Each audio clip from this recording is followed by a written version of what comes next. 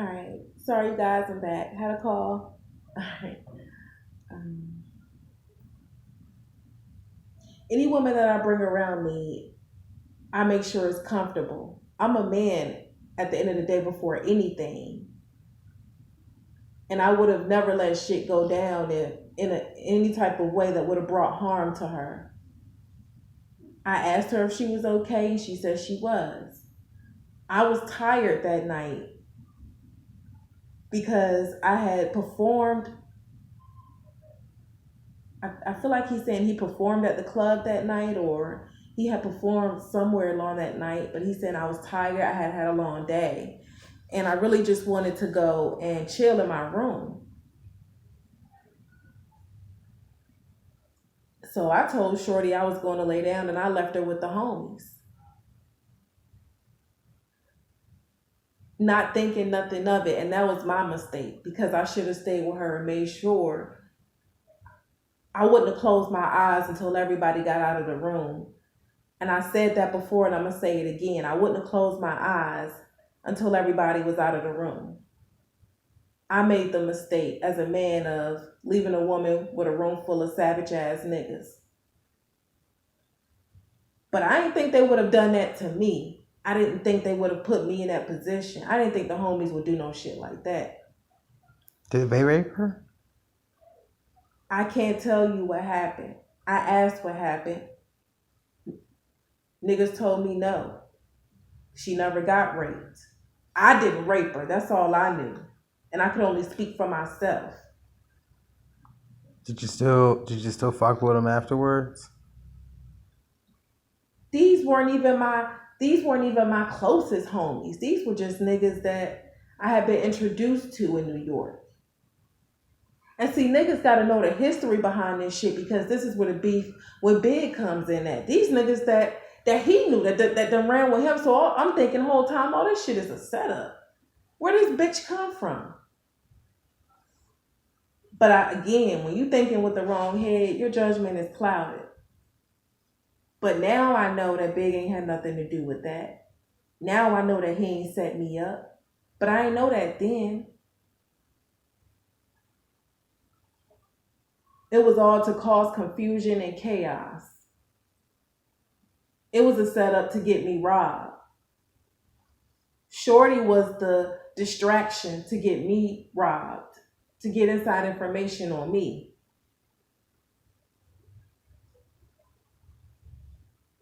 She was sent by somebody else to me specifically. And I'm blind to all this shit. But I knew I didn't rape her.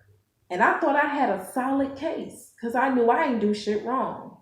I was confident that I was going to get off. I was confident because I was innocent.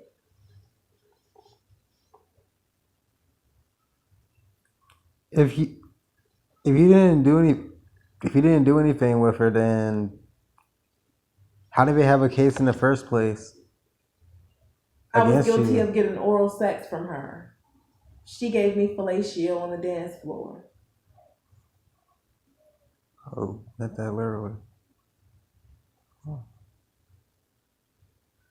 I ain't going front.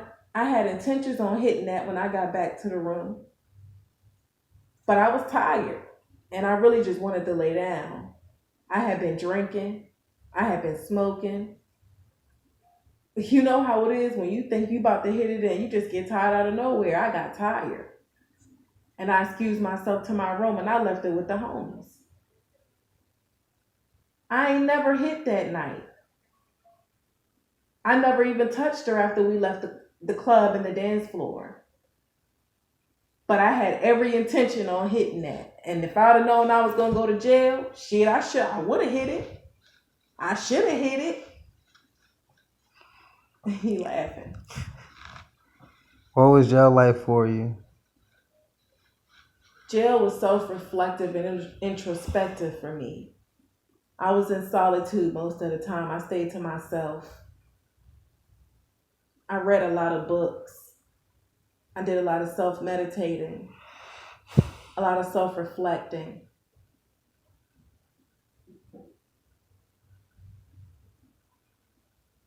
I did a lot of soul searching. I was afraid. I thought my career was over.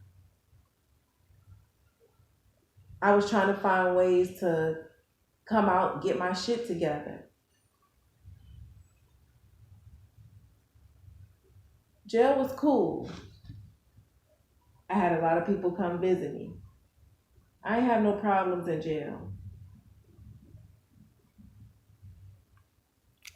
Did Jada Pickett ever visit you?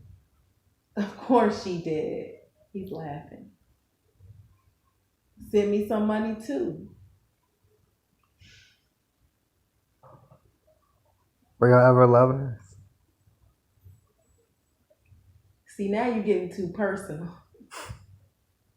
The world want to know, and the younger generation want to know as well. He said, that's my friend. I loved her. I still love her. I wanted it to be more, but neither one of us was ready. She was too career driven at the time. She ain't have time for me. She was too busy making money and securing her future. And at the time, I was upset with that. We had a falling out about that. I wanted more of her time. I wanted more of her. She didn't want to give me that. And that shit hurt. But I understood it. I understand it now. She didn't want to fuck up her brand associating herself with me. We had many talks about it.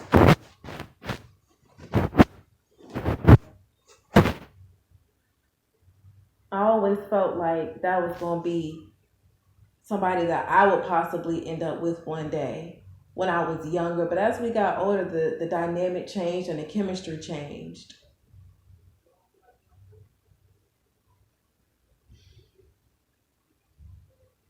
We weren't really seeking to be together anymore. We were just trying to figure out the right path for us to take individually. And we always had a touch and go relationship. We would talk, we wouldn't talk. We would talk, we wouldn't talk. We was both stubborn as hell. Have you ever flirted with each other? Man, what type of question is that? He's laughing. Of course we flirted. She's a beautiful woman.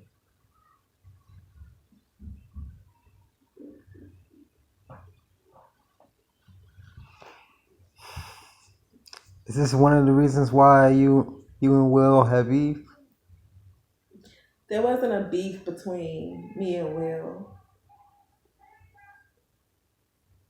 But when two men are in love with the same woman, we ain't about to be too friendly either.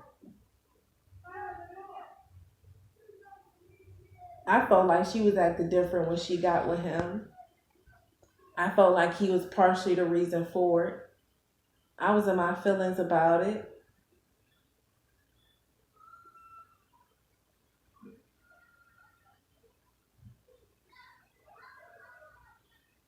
But there was no beef between me and Will. Will's a good dude.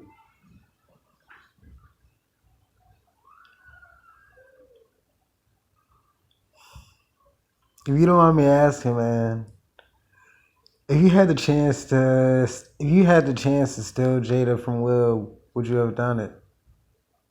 Do you feel like she would have been happier with you over Will? When it comes to Jada, it's not a question of happiness because I know that we were just happy to be in each other's lives at all. But I wasn't trying to take her from Will then, and I wouldn't be trying to take her from him now.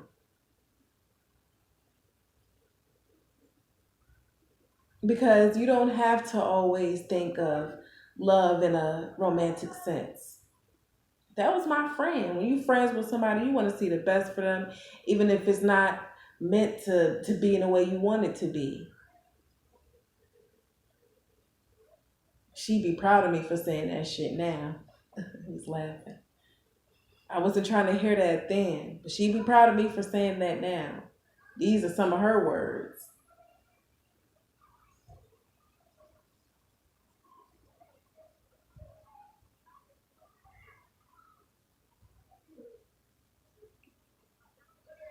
I never felt like I was going to live long enough to be 30. Leaving her as a friend was hard. Leaving her as a husband would have crushed me.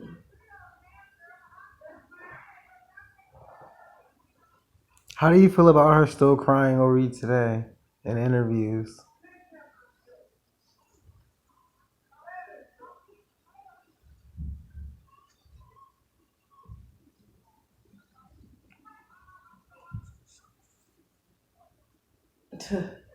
She's always been a crybaby. That's all they said about that.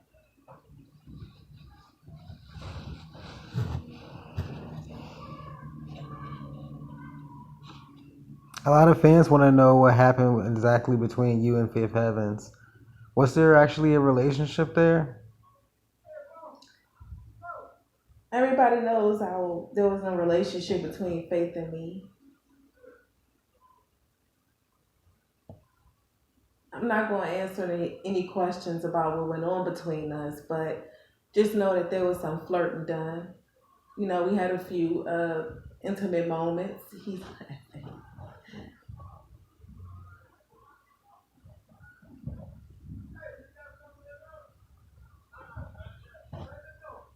But she's a married woman now, so he said I'm not gonna blow up her spot.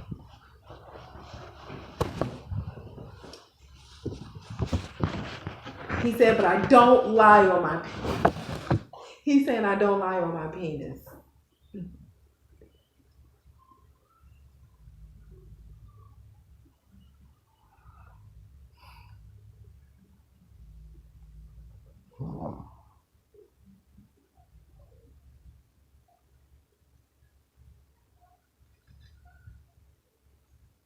What was your relationship with Quad Studios?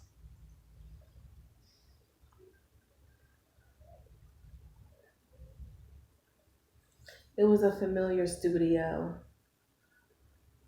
We went to Quad Studios quite a lot back then. I was back and forth to New York a lot.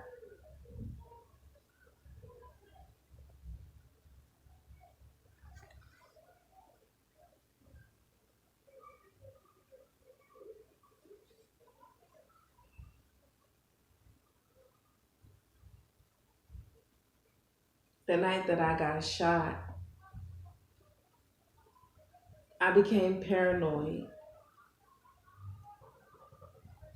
because I know how wicked the industry can be.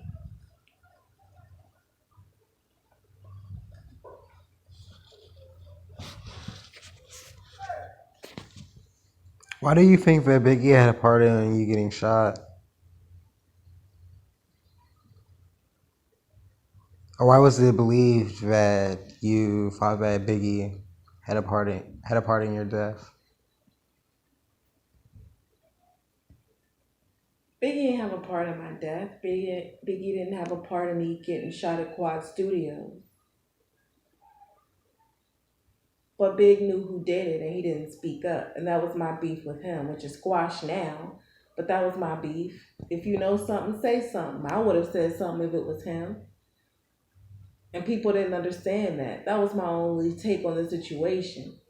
If you ain't do it, then say something. Tell me who did it, because I knew he knew who did it. So you blame him for not snitching? He's nodding his head. But it ain't even about snitching. We was peoples.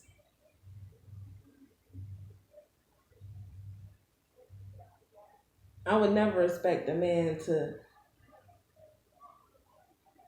put himself in something that he basically saying that we were boys, we were friends, we had a friendship, and off the strength of our friendship and you being my peoples, you should have told me what was going down.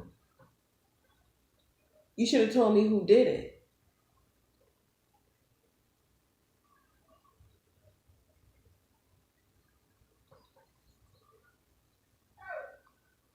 And it really wasn't a beef, it was turned into a beef. It was a miscommunication on his part and mine. I had just had one question for him.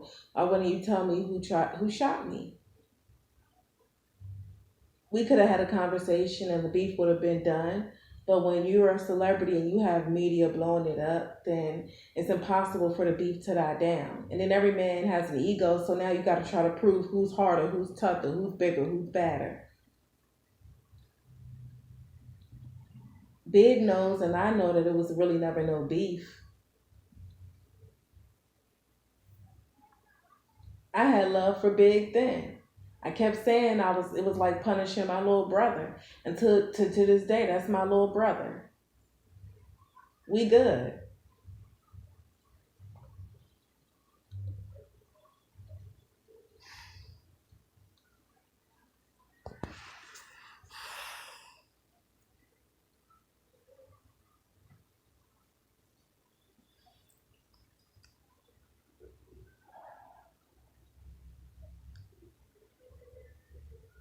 How do you think Harry feels about you being not being able to be here? Harry O was done dirty just like the rest of the people at death row by Suge and David Kenner.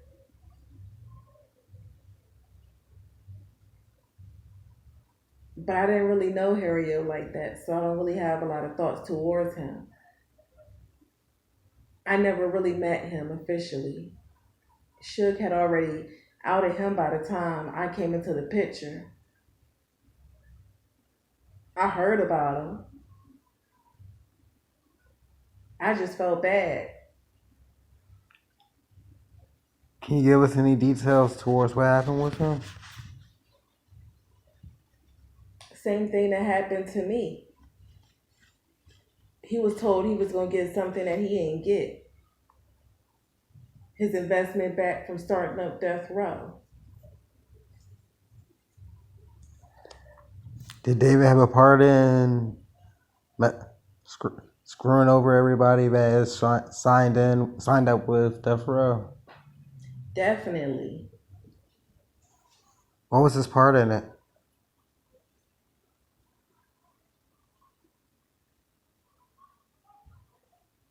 Stealing, thievery for his own gain. See, that's the crazy part. We try so hard to play each other the whole time. We getting played by by the white man that's over here. You trying to play me, but you trying to fuck me in my ass, but the whole time David was fucking you and yours.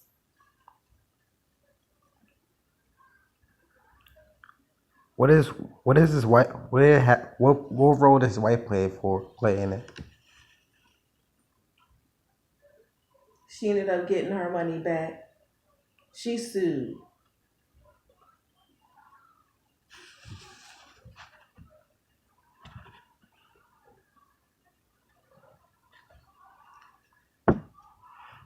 Was there any other messages you wanted to say about you in the Biggie situation? So many people remember me and Biggie for the beef that we had. But people don't ever speak on the friendship that we had. People don't ever speak on the influence that the two of us had collectively on hip hop.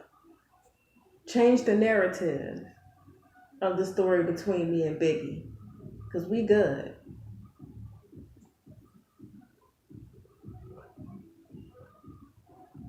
How did Shock G affect you?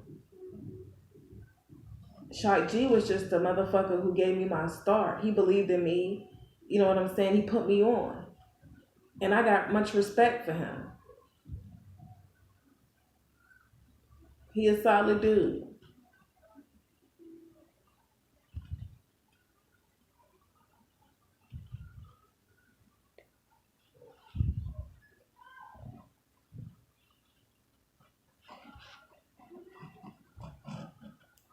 Was Underground Digital one of the best studios at the time?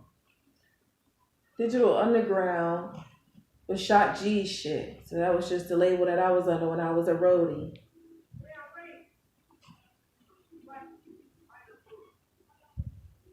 What about the Outlaws group?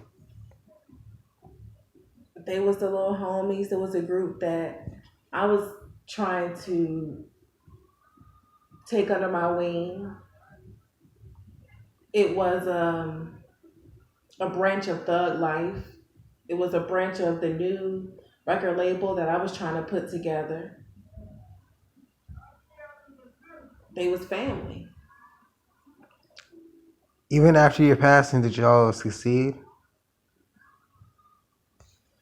No,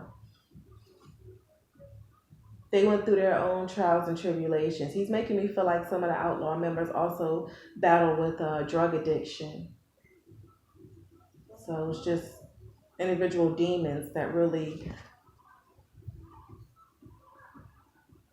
took over that whole group.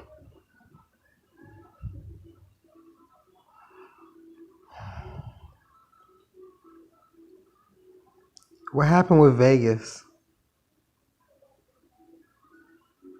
Vegas was the last place I thought I would die. Why was that? I was set up. It was my destiny to go that day. It's nothing nobody could have done to stop that from happening the way that it happened and the night that it happened. And believe me, I've tried to find other ways to figure out how that night could have not happened, but he said it was my destiny. If you could have had a way to be here today, would you have wanted to be here? I don't dwell on things like that.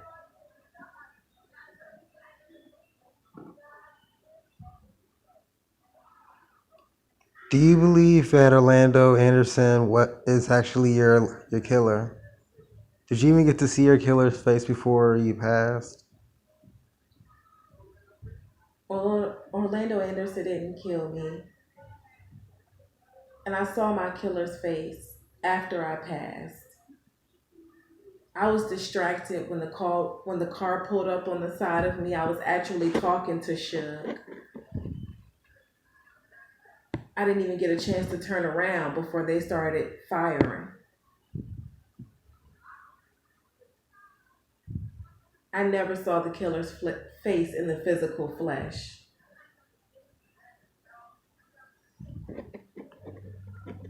Would you be able to describe him now that you've had a longer period of time to process it? It's not a killer, it's killers. It's a number of elements to this story. The government, Suge,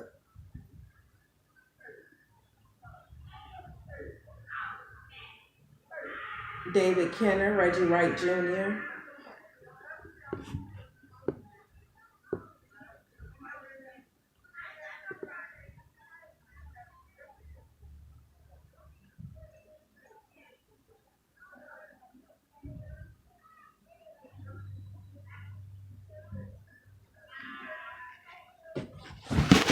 this person that shot him was almost like a trained professional, like a marksman.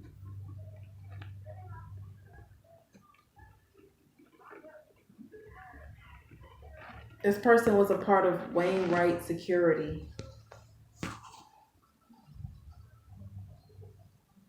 Did you learn that in the afterlife, or were you expecting it from before?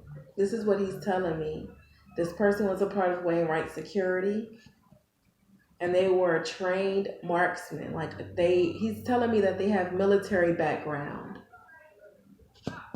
as well.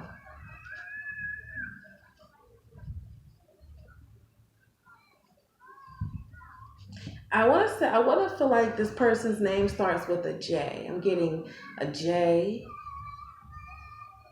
This person has been a part of law enforcement before. Was it somebody that he knew? This was not somebody that he knew. This was somebody who was like a body. This person was like I don't know. He was a trained marksman. He was a sharpshooter, very skilled shooter. And he was a part of the security team for Reggie Wright Jr.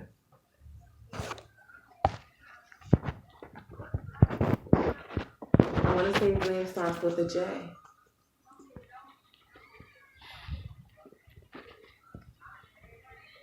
Is he still alive today?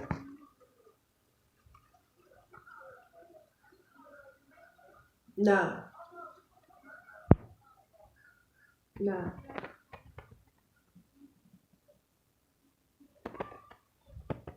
I feel like there is a connection between the person that killed Big. He's telling me yes, there is definitely a connection between the guy that killed Biggie and the guy that killed Tupac. This is the same person, both paid by the government. This person was paid. This person, I don't know if this person was a part of Wainwright security or if this person was like, I feel like this person is police department. Maybe not Wainwright security, but I'm getting this person is in security. So maybe this person was a police officer. Yes, I'm getting a yes on that. This person was a police officer. He has military background or had military background because this person is now deceased. This person is no longer living. But this person got the okay by the FBI to do this. So it's like a really complicated case. Because not only was the FBI and the police department was in on it, but so was Suge Knight. So was David Kenner. So was Reggie Wright Jr. So it's just really complicated. It's a few players in the game, which is why it's made it so hard for it to be an arrest, because if you arrest one person, you would have to arrest the police department. And if you arrest that person, then you would have to arrest all the crookedness that went on in this case. You would have to then question the FBI. So that's why there has been no resolution in this case. The LAPD knows what happened to both celebrities.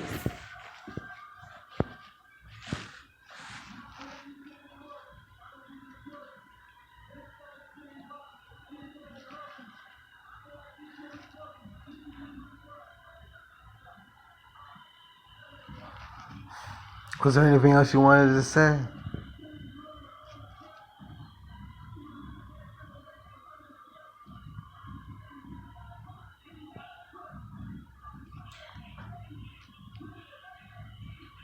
He's basically just giving a message of not allowing the system to divide and conquer us.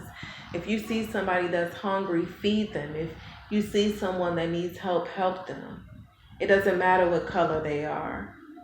It doesn't matter if they're rich or if they're poor. Humanity matters.